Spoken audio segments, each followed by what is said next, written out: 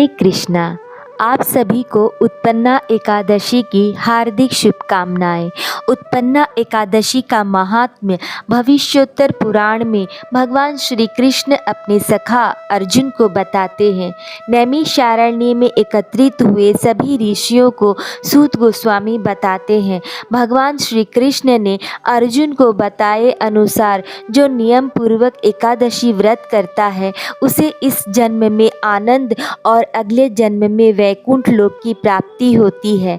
एक बार अर्जुन ने भगवान श्री कृष्ण से पूछा, हे जनार्दन, एकादशी के दिन पूरा उपवास करने से या केवल रात को खाने से या केवल दोपहर में प्रसाद लेने से क्या लाभ मिलता है? तब भगवान श्री कृष्ण ने कहा, हे अर्जुन, हेमंत ऋतु के प्रारंभ के मार्गशीर्ष महीने की कृष्ण पक्ष की एकादशी करनी चाहिए। प्रातःकाल उठकर इसका प्रारंभ करें। प्रातःकाल स्नान करके शुद्ध होना चाहिए। स्नान करते हुए पृथ्वी माता से इस प्रकार प्रार्थना करनी चाहिए, अश्वक्रांते रथक्रांते विष्णुक्रांते वसुंधरे मृतिकाहर में पापम यन्मया पूर्व संचितम।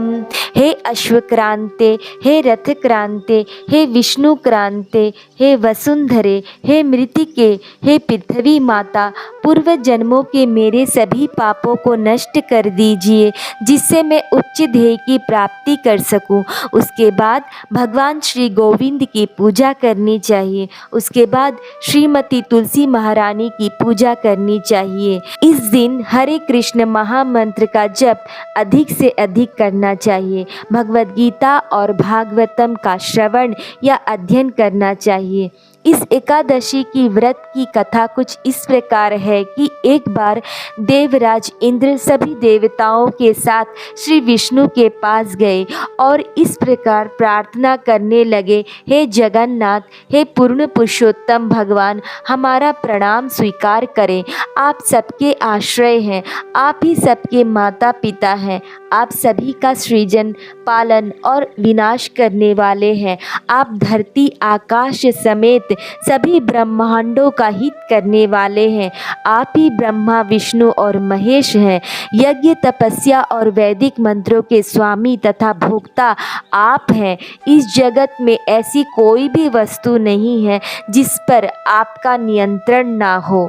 संपूर्ण जगत के चर अचर वस्तु के स्वामी तथा नियंत्रक आप ही हैं। हे पूर्ण पुरुषोत्तम, हे देवेश्वर, हे शरणागत वत्सल, हे योगेश्वर, दानवों ने सभी देवताओं को स्वर्ग से भगा दिया और भय से उन्होंने आपके चरणों की शरण ली है। क्या उनकी रक्षा करें। हे जगन्नाथ, स्वर्ग से इस भूलोक पर पतन होकर हम इस दुख सागर में डूब रहे हैं।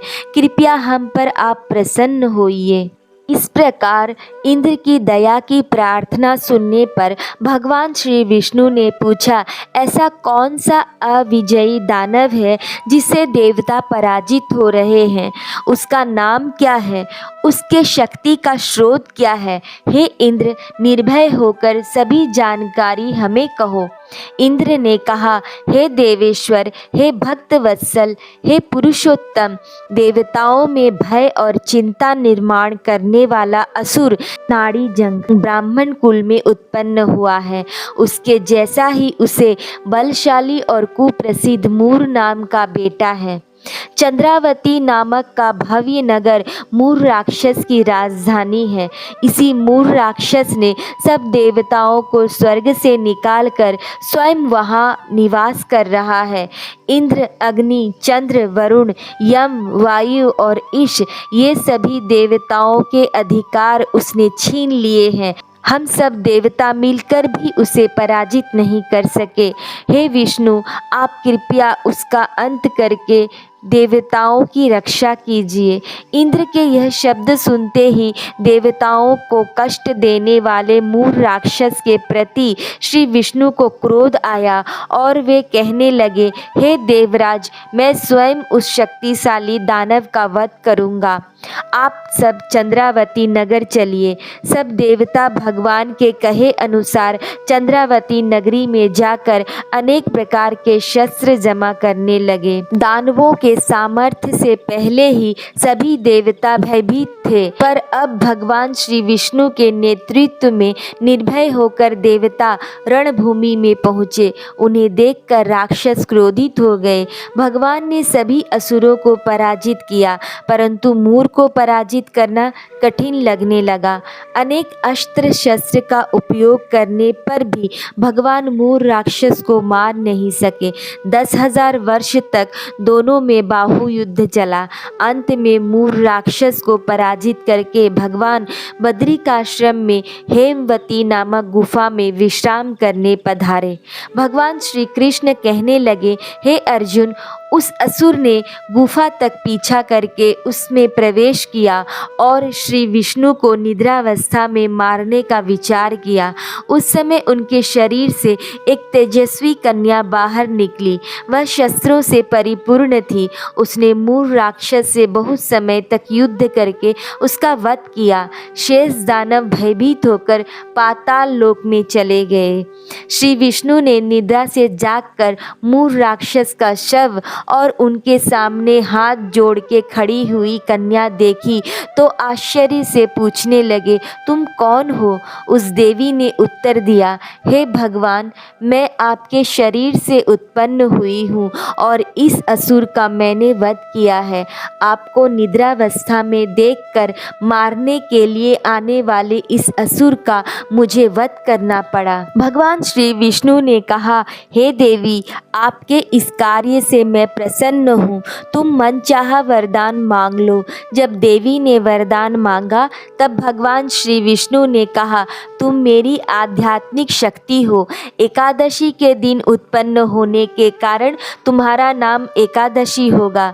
जो भी एकादशी व्रत करेगा उसे अक्षय सुख की प्राप्ति होगी। उस दिन से एकादशी दिन विश्व में पवित्र दिन जाना जाता है। हे अर्जुन, जो इसका पालन करता है उसे मैं उच्च गति प्रदान करता हूँ। हे अर्जुन, एकादशी और द्वादशी एक ही तिथि में होने पर उस एकादशी को सर्वोच्च माना गया है।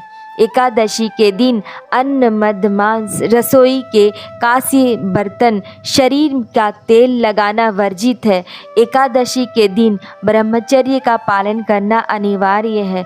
जो भी इसका महात्म्य जानकर व्रत करेगा उसे अधिक फल की प्राप्ति होगी। पद्म पुराण में कहा गया है, स्मर्तव्य सततं विष्णुर विस्मर्तव्यो न जातुचित सर्वे विधि निषेधो स्युरेत योरेव किंकरा। कृष्ण ही भगवान विष्णु के उद्गम हैं।